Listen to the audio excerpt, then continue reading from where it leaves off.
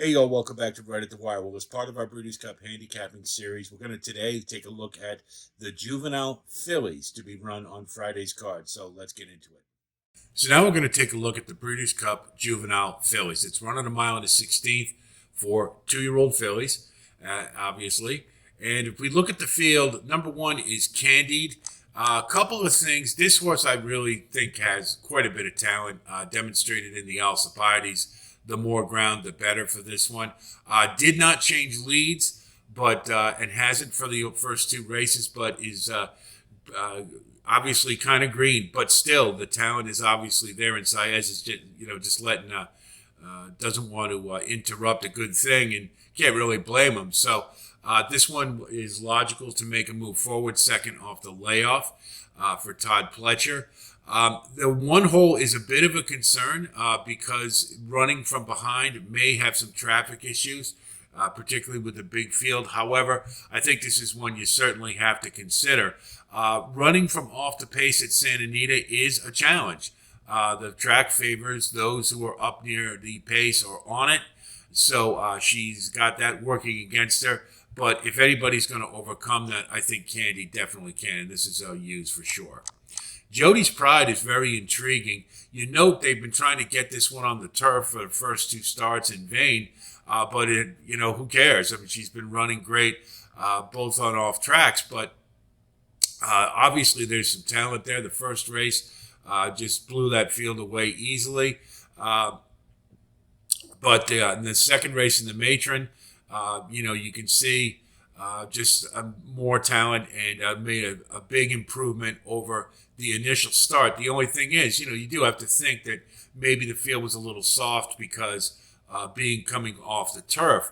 However, I think this displays significant talent and enough that you have to consider. Probably going to give Tamara a tussle on the front end, you'd have to say. And at 15-1, it's a pretty good price. So if this one can do this around 2 turns on a regular dry track, then you might have a real score here. So this is one, might be a bit of a sleeper. Not totally sold, but enough to consider for sure. Scalable is, to me, kind of got Wise Guy Horse written all over her. Todd Pletcher trains Rapoli Stables and hasn't won a maiden yet. But yet, the one thing I always wondered about is why did they ship this one to California in advance of the Breeders' Cup? And that's the only thing that kind of gets me a little intrigued about this one. You see in the Chandelier closed in against Shadalas, was not able to get to a runaway winner on the lead. So 2 turns was something that she handled first time, so that shows a little something. She is by Speightstown, though, so I don't know how much longer she's going to want to do that. And has yet to break the maiden. California doesn't have a whole lot aside from Tamara in this division, in my opinion. So I don't know how excited I want to be about that effort. You are getting 20-1. I'll leave it up to you, but I would probably toss. Where's My Ring just isn't good enough or hasn't been running against good enough. And that last race on the Surfer Girl really didn't show a lot. Granted, it was on turf. But the dirt efforts prior to that really weren't that much either. And this one is a career maiden. Enough said for me. I'll pass. Omaha Girl is another one who just isn't fast enough.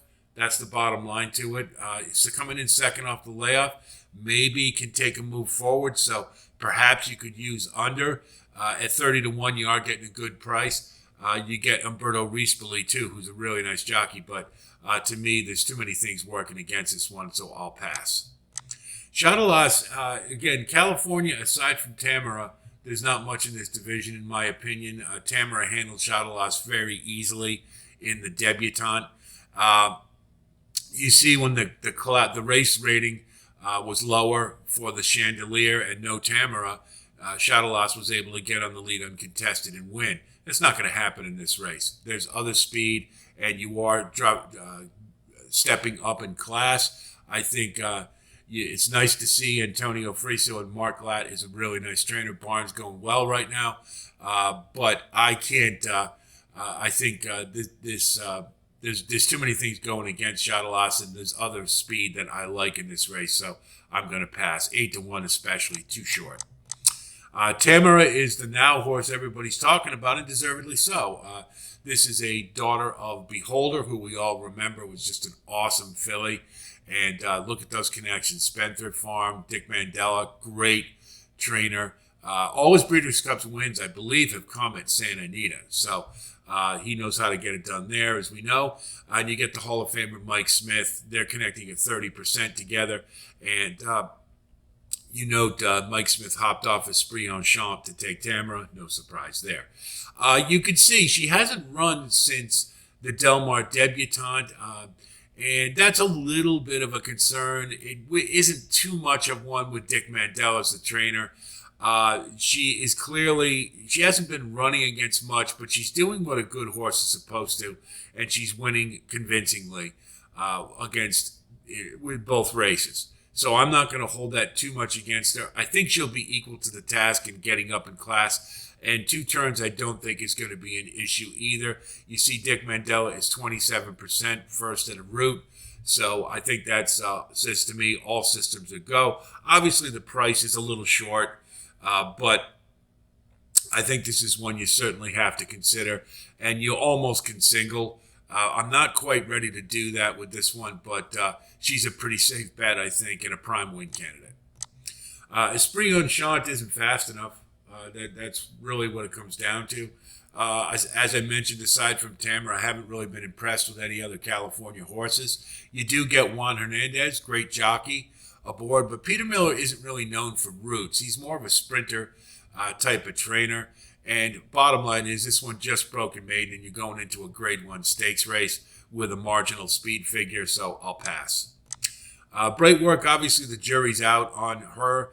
If she had run a little better in the Alcibiades, she'd probably be the second choice in this race. But as it is, we've pretty much discovered that she is a one-turn horse.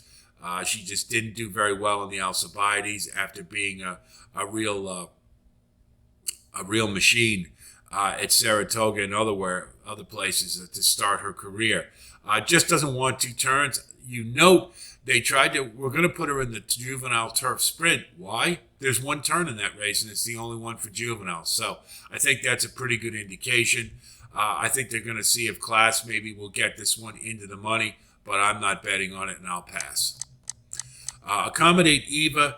It's trained by Dallas Stewart, whose barn is going really well right now, but this is another one who just broke the maiden and really didn't beat much at all. You can see the race rating is significantly lower. She won, and she is seemingly getting better, but I think it's easy to do that when you're going against a mediocre field, and usually when the class steps up, these type of horses fade pretty quickly. So at 30-1, Dallas Stewart is known to throw a bomb. Ain't going to happen here, but maybe this one can get underneath perhaps, but I'm going to toss.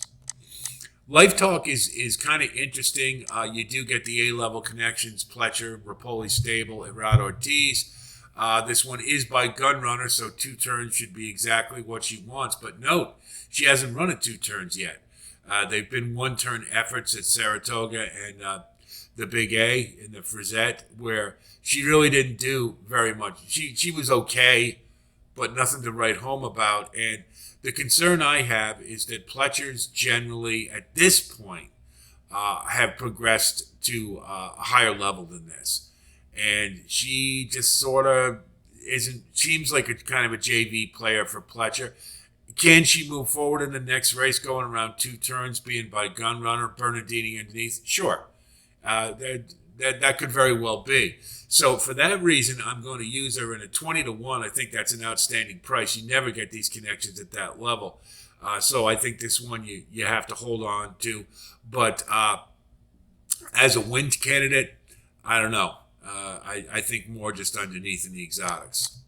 Just FYI, trained by Bill Mott, never want to discount him on Breeders' Cup Day. And you see that now the interesting thing is this is where Brisnet and Beyer kind of diverge. If you look at her Beyer figures, they look a little light. Excuse me. But if you look at the Brisnet figures that incorporate pace and some other factors, this one is right there and very competitive. You see is 2 for 2. Always a good sign to see a Belmont horse win at first time out, particularly at Saratoga. And you note in the Frisette, she won that convincingly. And that's really the issue. It wasn't the slop.